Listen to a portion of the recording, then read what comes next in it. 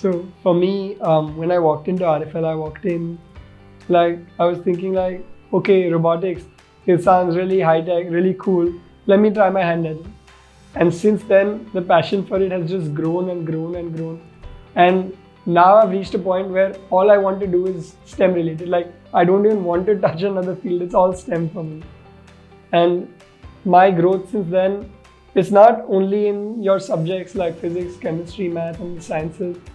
It's way more than that. It teaches you teamwork, it teaches you cooperation, it teaches you how to be creative, it teaches you creativity, and it teaches you sportsmanship. And I feel these ideals take you a long way in terms of life and any activity that you do.